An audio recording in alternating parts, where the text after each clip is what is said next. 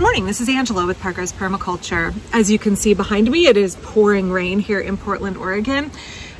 It feels a little bit unusual to some folks, but actually this is what the weather is typically like this time of year. We've had 2 years in a row of a drought and unbelievably hot weather. In fact, this week, last year, and the year before, we had record-breaking temperatures like 115 degrees Fahrenheit and a heat dome.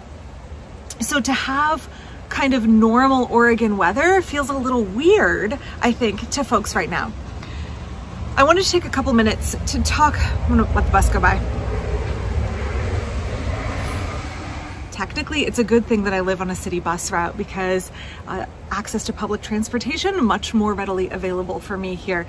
But the noise can be a little annoying sometimes. So I'm standing out in my front yard.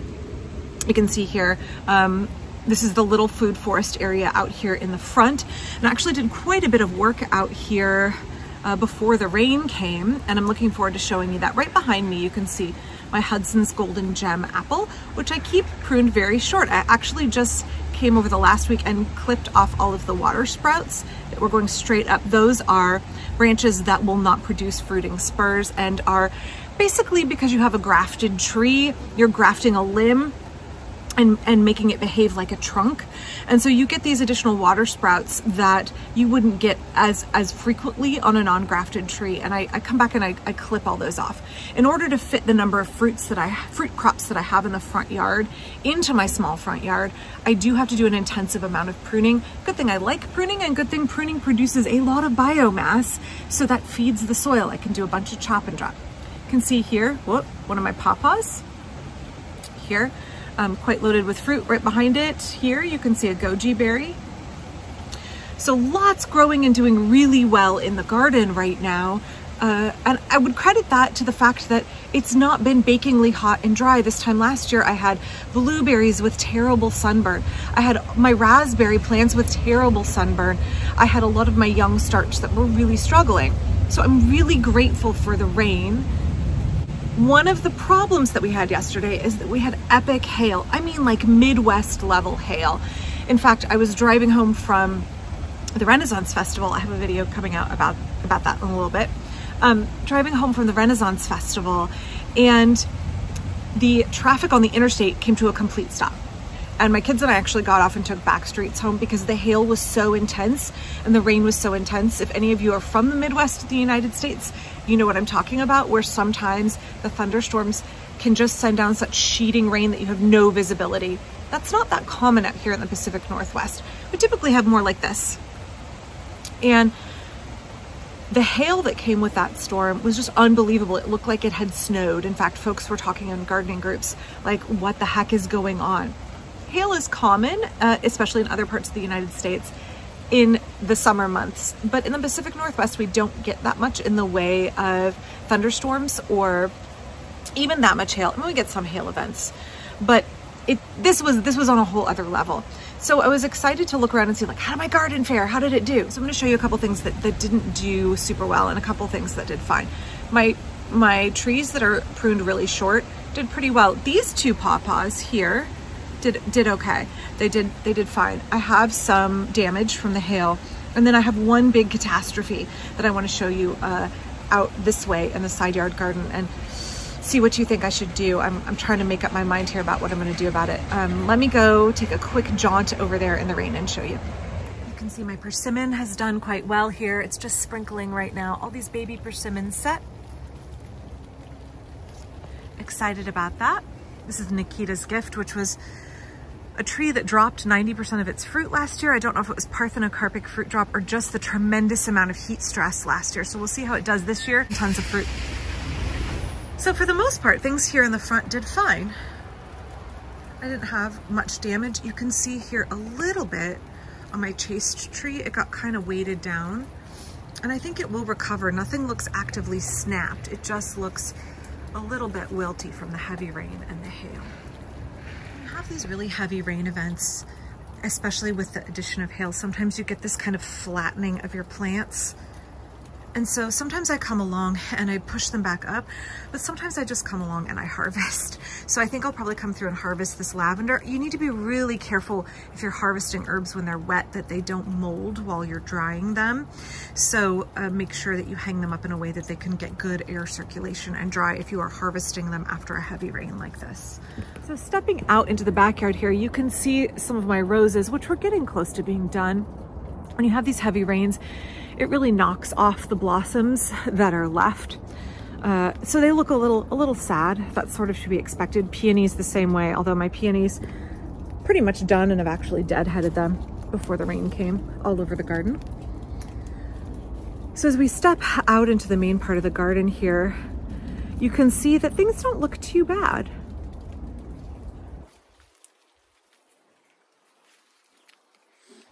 One thing I noticed from the rain was that my pumpkins grew a tremendous amount in the last 24 hours. They've really grown. I was worried there would be hail damage to the leaves, but I haven't seen any. Hello, Dave. So overall, things look really good. No real damage here either to these squash. This is a natural pattern on this squash, not mold. Not mildew. Everything looks pretty darn good and happy.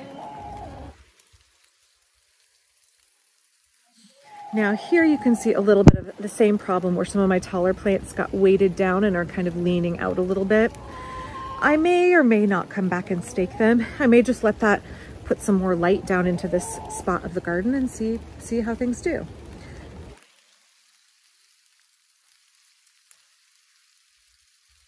Overall, I think things weren't too damaged. The areas where I have some problems are some of these tree crops I find always get really saggy when I have a really heavy rain and they are laden with baby fruit. And especially, again, that hail, it really kind of causes them to lean a little bit. So I may end up coming back and pruning back this gumi.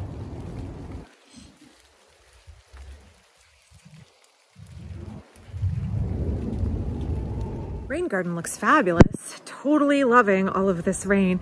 Everything's getting really, really big. Asters, coreopsis.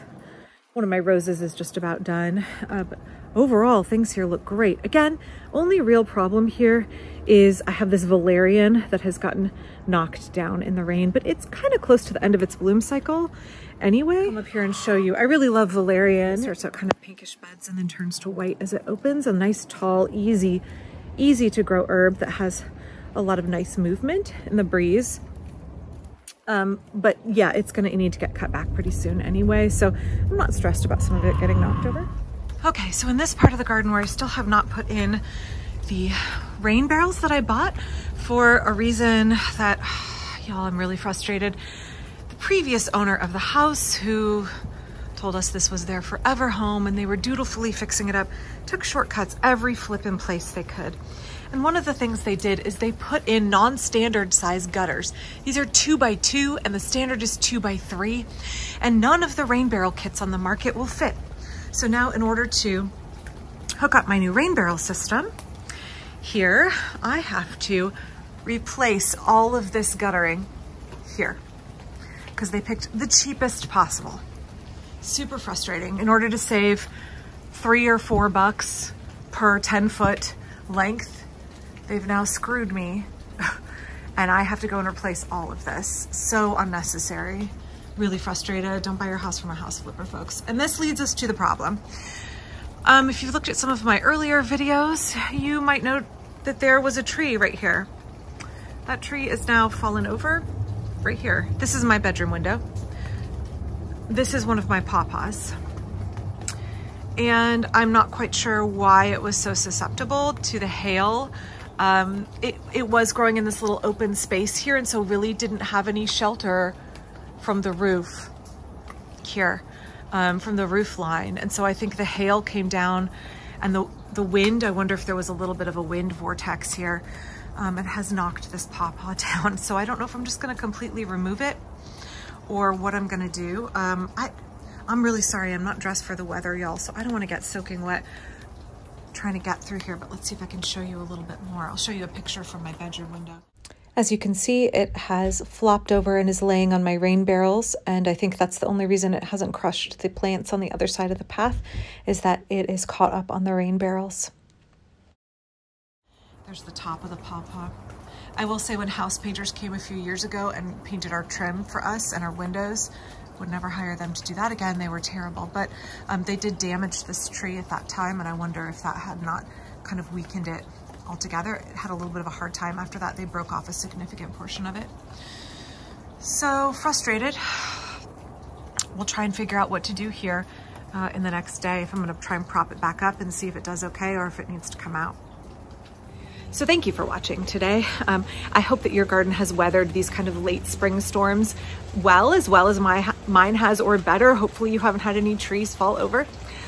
If you have questions, feel free to leave them down below. I will say I've been inundated the last couple of months with DMs, both on Facebook and Instagram and other social media, and I'm really struggling to get back and answer all those questions. I know it's a really good thing, and I'm grateful for folks that are interested in this channel or interested in my opinions, which still kind of floors me that folks want to ask me questions and what my opinions on things.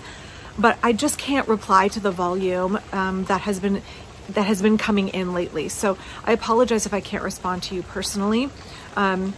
I hope that the videos here are helpful. If you drop something in the comments and I don't get to answer it directly, please know that I keep a list on my phone of questions that come up repeatedly that I think merit making a video to answer that question. So thanks again for watching. Please don't forget to click like and subscribe. That is the best way you can help support the work of this channel. And don't forget to check out the other ways you can support down below. I'll be back real soon. Bye-bye.